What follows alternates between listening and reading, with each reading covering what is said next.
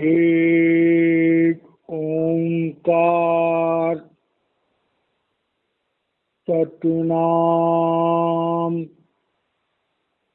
करता पुरख निर्भाव निर्वैर अकाल मूरत अजूनी सैभं गुरु प्रसाद जप आदि सत योगाद सत है भी सत नानक होशी भी सत। पहली पातशाही श्री गुरु नानक देव जी महाराज जी की ये पवित्र रचना जपजी साहिब का मूल मंत्र है। इस मंत्र के द्वारा सच्चे पातशाह उस प्रभु का गुणगान कर रहे हैं कि हे परमात्मा, आप स्वयं ज्योति और श्रुति के रूप में प्रकट हुए, करोड़ों ब्रह्मांड बनाए, 83 लाख योनियां बनाई, और जब से संसार बना है आप मनुष्य का चोला धारण करके जीवों के उद्धार के लिए आते रहे हो। आज भी आप संसार में किसी न किसी मनुष्य के चोले में काम कर रहे हो, जीवों का उद्धार कर रहे हो, और जब तक ये संसार रहेगा आप जीवों के उद्धार के लिए इस संसार में सद्गुरु के रूप में आते रहोगे। ये प्रभु की बढ़ियाई है। पहली पातशाही श्री गुरु नानक देव जी महाराज जी की पवित्र रचना जपजी साहिब का ये 36वीं पौड़ी है। 34वीं पौड़ी में सच्चे पातशाह ने हमें इस पिंड के देश के बारे में बताया था जिसे धर्मखंड कहा उन्होंने, और 35वीं पौड़ी में ज्ञान खंड कहा था जो सूक्ष्म दुनिया होती है, सूक्ष्म लोक, अंड का देश। अभी 36वीं पौड़ी में ब्रह्म के देश के बारे में बता रहे हैं कि ये पौड़ी हम स्टार्ट करते हैं। ज्ञान खंड महे ज्ञान प्रचंड चिट्ठे नाद विनोद कोड आनंद सरम खंड की वाणी रूप चिट्ठी घाड़त घड़िए बहुत अनूप ताकि गल्ला कथिया ना जाए जे को कहे पीछे पछताई चिट्ठे घड़िए सुरत मति मन बुद्धि चिट्ठे घड़िए सुरा सीधा की शुद्धि। श्री गुरु नानक देव जी महाराज कह रहे हैं कि भाई जो पहला जो मंडल है धर्मखंड का, पिंड का देश, इसमें ये 5 तत्व, पृथ्वी तत्व, जल तत्व, अग्नि तत्व, वायु तत्व और आकाश तत्व प्रधान है। उसके बाद जो ज्ञान खंड है, दूसरा वाला अंड का देश जो है, तो ज्ञान खंड में ज्ञान प्रचंड, तो वहाँ पर जो है वो विचारों का देश है। और ज्ञान कहते हैं किसी चीज के विस्तार से जानने के लिए। चिट्ठे नाद विनोद कोड अनंत। अब ये बात पहले भी आ चुकी है कि पिंड के देश में चेतनता 1% है हमारी आत्मा, अंड के देश में चेतनता 25% है, 75% माया है। तो सूक्ष्म देशों में चिट्ठे नाद विनोद कोड अनंत, अंदर के जो देश हैं उनमें जो ज्योति और श्रुति है, वो देश ज्योति और श्रुति से बने हुए हैं। तो वहाँ पर अंदर की दुनिया में जो प्रभु का नाद है, जो प्रभु का शब्द रूप है, और वहाँ पर तरह तरह के आनंद विनोद, वहाँ पर अनंत आनंद है। मतलब पिंड के देश में हमें जब कोई सुविधाएं चाहिए होती हैं तो हमें बड़ा प्रयास करना पड़ता है। जिन सुविधाओं के लिए इस भौतिक जगत में हम लोग बहुत मेहनत करते हैं, वो सुविधाएं अन्य के देश में, सूक्ष्म देशों में बड़ी आसानी से प्राप्त हो जाती हैं। और वहाँ पर जीव जो है वो काफ़ी आनंद में रहता है। वहाँ पर भी विचारों का देश है, लेकिन वहाँ वही आत्माएं जाती हैं जिनके अच्छे कर्म या तो ज़्यादा होते हैं, और या फिर अन्य के देश के नीचे के हिस्से में वो आत्माएं होती हैं जो शरीर त्याग देती हैं, लेकिन उनको दूसरा शरीर नहीं मिलता।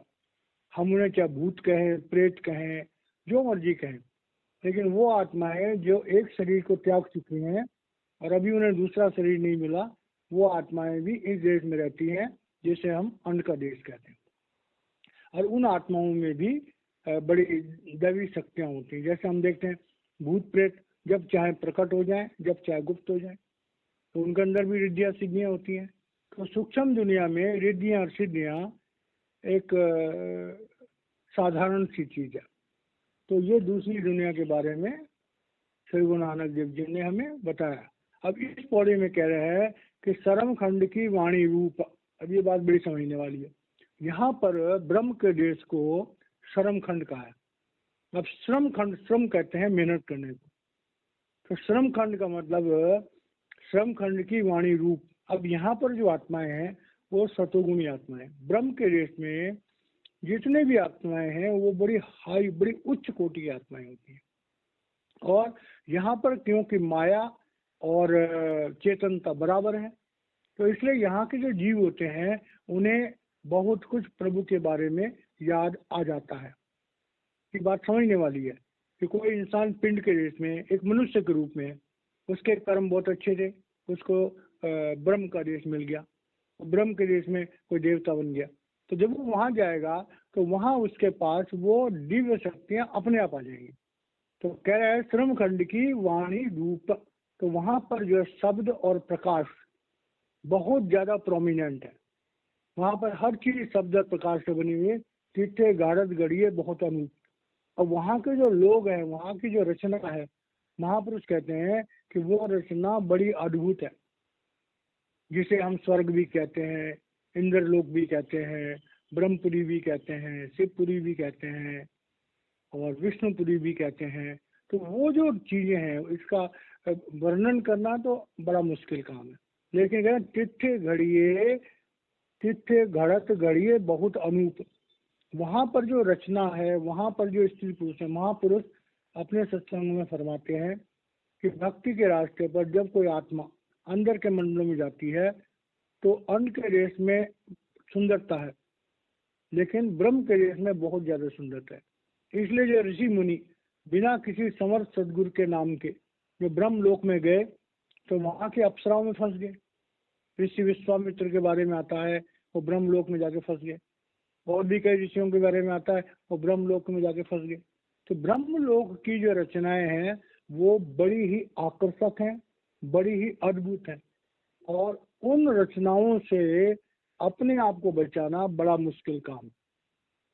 ताकियां गल्ला कथिया ना जाई, जो को कहे पीछे पछताई। अब यहाँ पर इस बात के दो मतलब है।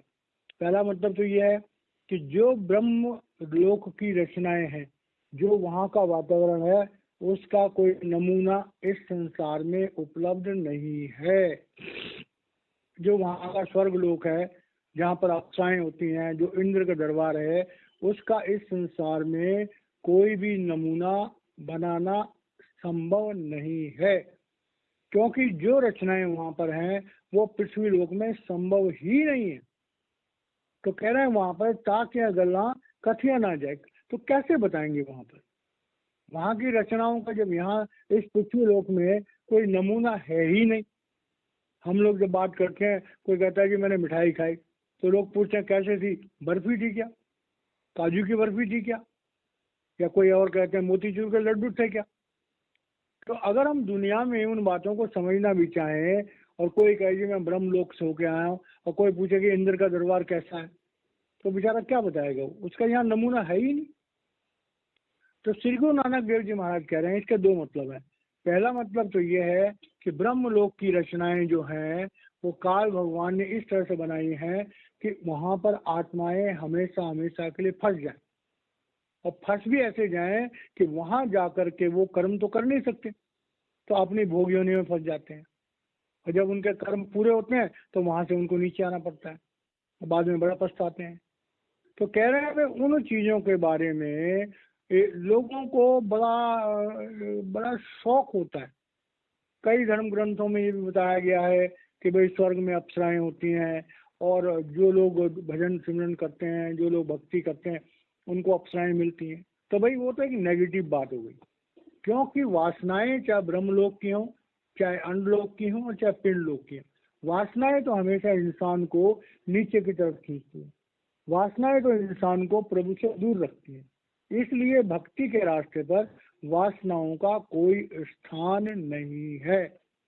ब्रह्मलोक की जो रचनाएं हैं वो जीव को आकर्षित करने के लिए हैं, जीव को फंसाने के लिए हैं, जीव को मोहित करने के लिए हैं, और उन रचनाओं का इस पृथ्वी लोक पर कोई भी एग्जाम्पल नहीं है।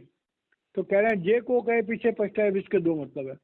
पहला मतलब तो ये है कि जो लोग भजन सिमरन करते हैं, अगर उनकी आत्मा सिमट जाती है और माना उनकी आत्मा कहीं ऊपर चली गई, अन्न के देश में चली गई या ब्रह्म के देश में चली गई, जब वो भजन सिमरन से नीचे उतरते हैं और बाई चांस उन्होंने अपने अनुभव किसी को बता दिए, तो महापुरुष भी कहते हैं कि जो हमारे भजन सिमरन के अनुभव होते हैं वो हमें किसी को नहीं बताने चाहिए।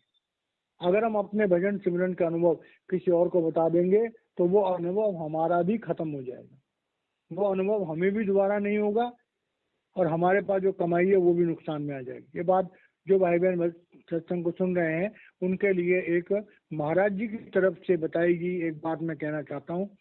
महाराज जी ने बार बार कहा है कि भाई भजन सिमरन गुप्त किया करो, जहां तक हो सके भजन सिमरन किसी के सामने मत करो, परिवार के लोगों से भी ओला करके किया करो। भजन सिमरन एक बड़ी गुप्त रहने वाली चीज है। तो कहते हैं जो गुप्ते सो सुप्ते, जो प्रगटे सो भ्रष्टे। तो भजन सिमरन जो है वो कोई दिखावे की चीज नहीं है।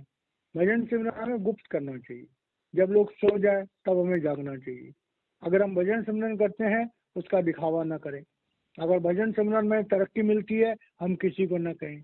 अक्सर क्या होता है, हम भजन में बैठे, हमारा ध्यान लग गया, हम 1.5 घंटा बैठ गए, तो हम बड़े फखर से अपने मित्रों को, अपने परिवार के लोगों को बोलते हैं भाई आज तो मैं भजन में 1.5 घंटे बैठ गया, और वही हमारा बेड़ा गर्क हो जाता है।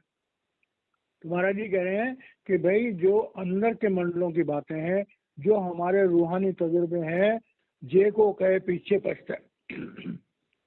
अगर वो कोई भी इंसान किसी और को बताएगा तो उसे बहुत पछताना पड़ेगा, क्योंकि वो अनुभव उसके भी गायब हो जाएंगे। जो इंसान अपने अनुभवों को दूसरों को बताता है उसके अनुभव भी गायब हो जाते हैं, दोबारा फिर वो उन अनुभवों को नहीं कर पाएगा। आगे वो कह रहे हैं कि तिथे घड़िए स्वत मत मन बुद्धि। अब यहाँ पर ये बड़ी समझने वाली बात है।